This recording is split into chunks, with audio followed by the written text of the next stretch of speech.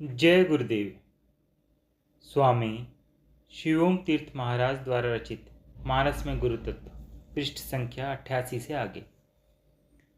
इस साधन से क्या पता कुछ होने वाला है भी कि नहीं। माया से छूटना क्या इतना सरल है। बड़े बड़े विरक्त तथा तपस्वी साधना कर कर हार गए। माया का आवरण तनिक सा भी नहीं सरका। एक भी वासना शांत नहीं हुई। पल भर के लिए भी एकाग्रता नहीं आई। मैं तो साधना करते करते पहले से ही निराश हो चुका हूँ। इस प्रकार की कई शंकाएं मन को घेरे रहती हैं। मनुष्य का स्वभाव ही ऐसा विकसित हो गया है कि हर एक बात में शंका करता है। उससे कोई कितनी भी सहानुभूति करे, वह उसमें भी संशय करता है। अध्यात्म के विषय में उसने केवल सुना ही सुना है, अनुभव कुछ नहीं। इसलिए इस संबंध में वह और भी अधिक शंकालु हो गया है। जब तक उसके मन में गुरु वचनों पर दृढ़ श्रद्धा नहीं होती, अंतर की शंका नीचे नहीं दबती। गुरु इस बात से अच्छी तरह परिचित होते हैं, अतः वह अपनी कृपा से शिष्य को चेतन शक्ति की जागृति का प्रत्यक्ष अनुभव करा देते हैं। चित्त में एक चिंगारी सुलग उठती है जो सर्वज्ञता का बीज रूप होती है। सूर्य के फैलने वाले प्रकाश की पूर्व किरण होती है, जिससे साधक को ज्ञात हो जाता है कि चित्त में अब ज्ञान रश्मियाँ फैलने वाली हैं। चारों ओर प्रकाश ही प्रकाश होने वाला है, जिससे शिष्य के मन में गुरु के प्रति, साधन के प्रति, अनुभव के प्रति श्रद्धा प्रस्फुटित हो उठती है। श्रद्धा ही साधन का आधार है तथा सभी शंकाओं की निवृत्ति का कारण है। यही तो विश्वामित्र जी करने जा रहे हैं। वह राम जी द्वारा धनुष भंग की क्रिया प्रकट कर सुनैना को प्रत्यक्ष अनुभूति करवाने जा रहे हैं, जिससे स्वतः ही अंतर में श्रद्धा तथा विश्वास जागृत हो जाए। सबसे प्रथम गुरु शिष्य में श्रद्धा जागृत करते हैं। श्रद्धा की जागृति पठन पाठन या जप तप किसी उपाय से नहीं हो सकती। उसके लिए अनुभूति की एक किरण आवश्यक है। जब साधक को स्वतः सिद्धि चेतन शक्ति की क्रियाएं अनुभव होती हैं, तो उसके प्रति स्वभावतः ही श्रद्धा उत्पन्न हो जाती है तथा उसका साधन अबाध गति से चलने लगता है। साधन की निरंतरता श्रद्धा तथा विश्वास पर टिकी है। यह दोनों सुनैना को विश्वामित्र जी की ने धनुष भंग से प्राप्त करवा दिए। चौपाई। गुरु ही प्रणानु मनी मन किन्ना, अति लाघव उठाई धनु लिन्ना। दमकेऊ दामिनी जिमि जम लयु, पुनि नभ धनु मंडल संभयु। अर्थ। मन ही मन राम जी ने गुरुदेव को प्रणाम किया तथा बड़ी फुर्ती से धनुष को उठा लिया। जब उसे हाथ में लिया तो वह बिजली की तरह चमका तथा फिर आकाश में मंडलाकार हो गया। एक और राम है जिनमें गुरु को प्रणाम करने की जिज्ञासा शांत नहीं हो पा रही है। वह मन ही मन श्री गुरु चरणों में प्रणाम कर रहे हैं। दूसरी ओर सुनैना है जिसके मन में उदित शंकाओं का निराकरण कर श्रद्धा जागृत करने का कार्य है। विश्वामित्र जी धनुष भंग के माध्यम से ऐसे ही अंतरलीला करने जा रहे हैं। सामान्यतः ऐसा माना जाता है कि राम जी ने धनुर्भंग किया था, किंतु राम का शरीर केवल माध्यम था। काम करने वाली गुरु कृपा शक्ति थी, जिसे राम जी बार बार प्रणाम कर रहे थे तथा जो क्रिया रूप में सुनैना में विश्वास, श्रद्धा तथा भक्ति की जागृति कर रही थी। ठीक है कि राम जी ही गुरु तत्व हैं, वही गुरु, सद्गुरु तथा गुरु कृपा है, किंतु राम ही यहाँ शिष्य की भूमिका भी निभा रहे हैं। पूर्ण श्रद्धा एवं अटूट विश्वास लिए मन में बार बार गुरुदेव को प्रणाम करते हुए राम रूपी दुल्हा सीता रूपी चेतन शक्ति को ब्याहने जाता है।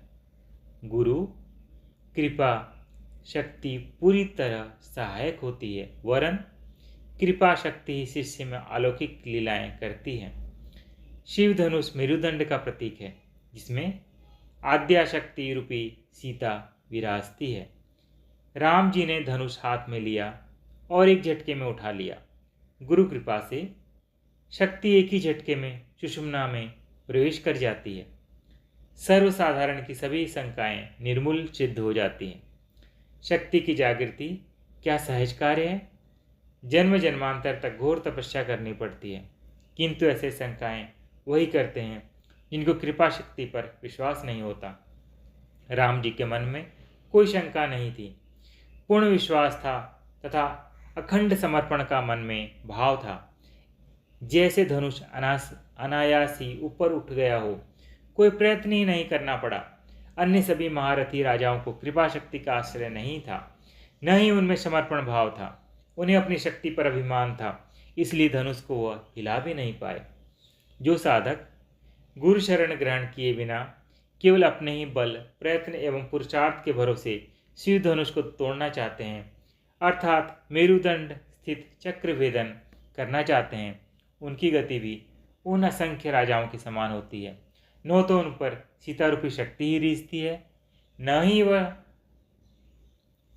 शक्ति को जागृति कर पाते हैं, न ही चक्र भेदन ही हो पाता है।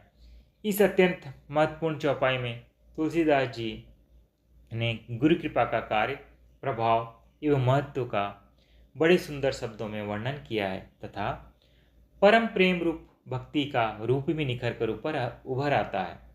इस चौपाई पर सूक्ष्म विचार करने से निम्न बातें सामने आती हैं। पहला, धनुष भंग या चक्र भेदन के लिए गुरु कृपा आवश्यक है। पूर्वापर की संगति मिलाने तथा गुरु को मन ही मन प्रणाम करने से इस बात का संकेत मिलता है। नारद भक्ति सूत्र में भी मुख्यतस्तु महात्कृत्यपयैव, मुख्यता तो महापुरुषों की कृपा से, यही इंगित किया गया है। मानस में इसका वर्णन स्थान स्थान पर आता है। शक्ति की जागृति के पश्चात स्वतंत्र एवं स्वाभाविक भक्ति ही परम प्रेम रूप भक्ति है। गुरु कृपा का अर्थ गुरु की चित्त शक्ति का कृपा तथा मंगल कामना से युक्त होकर प्रसारित होना तथा शिष्य को संबल प्रदान करना है। गुरु की जागृत शक्ति के साथ तादात्म्य से शिष्य की चित्त शक्ति भी जागृत हो जाती है। मन में श्रद्धा तथा प्रेम तरंगित हो उठता है। अनायास आंतरिक अनुभूतियाँ होने लगती हैं। यही परम प्रेम रूप भक्ति है। दूसरा, असंभव दिखने वाला कार्य गुरु कृपा से सहज संभव हो जाता है। कृपा से विमुख जीव असंख्य राजाओं की भांति केवल अहंकारी अभिमानी होता है, जो बातें तो बढ़ चढ़ कर करते हैं किंतु कर कुछ नहीं पाते। तुलसीदास जी यही बताना चाहते हैं कि अभिमानी जीव के वश में कुछ नहीं, सब कुछ करने कराने वाली गुरु शक्ति ही है। शक्ति की प्रसुप्ति एवं जागृति भी शक्ति के अधीन ही है। जीव यदि उसे पुरुषार्थ से जगाना चाहे तो कभी भी सफल नहीं हो सकता। जीव जितनी जल्दी अभिमान को दबाकर हृदय में श्रद्धा धारण कर ले तथा गुरु शरणागत हो जाए, उसका उतना ही कल्याण है। अहंकार चित्त का तम है, जो चित्त में प्रकाश के होते हुए भी उसको ढके है। इस कारण ही जीव शक्ति की सर्वव्यापकता अनुभव नहीं कर पाता। जब इस अनुभव की ओर आगे बढ़ता है तो अभिमान मार्ग रोककर खड़ा हो जाता है। गुरु शरण ग्रहण करने तथा गुरु कृपा प्राप्त होने पर जागृति रूपी अत्यंत दुष्कर कार्य बहुत ही सहजतापूर्वक संपन्न हो जाता है। वह बहुत छोटा एवं हल्का प्रतीत होता है। अरे, इसको यह शूरवीर राजा क्यों नहीं उठा पाए? यह तो बहुत ही आसान सा कार्य था, जिसे तपस्वी, वैरागी, ज्ञानी, त्यागी नहीं जगा पाए। वह तो सहज में ही जाग गई। तब गुरु कृपा पर श्रद्धा तथा प्रेम और बलवान हो जाता है। मन में यदि कोई शंका हो भी तो वह निवृत्त हो जाती है। तीसरा, जागृति के पश्चात की क्रियाएं जागृत शक्ति की स्वतः सिद्ध क्रियाएं हैं। राम जी ने केवल धनुष को उठाने का राम जी केवल धनुष को उठाने का माध्यम बने। उन्होंने न तो धनुष को चमकाया, न मंडलाकार बनाया, न मंडलाकार घुमाया। धनुष ही बिजली की तरह चमका और आकाश में घूमने लगा। यहाँ शक्ति की स्वयं घटित होने वाली क्रियाओं की ओर संकेत है। जागृति भी ऐसे हो गई कि सोई हुई शक्ति कब जागी, कब उठी, कब मेरुदंड में प्रकाश प्रवेश कर गई, कब क्रियाशील हो गई, किसी को पता ही नहीं चला। देवी सुनैना देखती रह गई, कब उसकी शंका का समाधान हो गया तथा कब उसका चेहरा खिल गया। यह सब पलक झपकते ही हो गया। राम जी ने कब धनुष उठाया, कब चढ़ाया, कब खींचा, कब टूटा, यह किसी की दृष्टि में ही नहीं आया। उससे पूर्व ही यह भंग हो चुका था। शक्ति सुषुम्ना में प्रवेश कर चुकी थी। परम प्रेम रूपी भक्ति जागृत हो चुकी थी। धनुष का घूमना तथा चमकना शक्ति की क्रियाओं की ओर संकेत है। यह तो कहा ही जा चुका है कि गुरु शक्ति जागृत होकर साधक के मन के संकल्प से स्वतंत्र क्रियाशील होती है, तभी तो साधक का कर्तापन का अभिमान गलित होता है। गुरु शक्ति विभिन्न क्रियाओं के रूप में साधक को अपना परिचय करवाती है। चमकना तथा मंडलाकार घूमना यही दो क्रियाएं नहीं है। यह तो घटित होने वाली असंख्य क्रियाओं की ओर संकेत मात्र है। जागृत शक्ति अनेक प्रकार से अनेकों क्रियाएं करती है।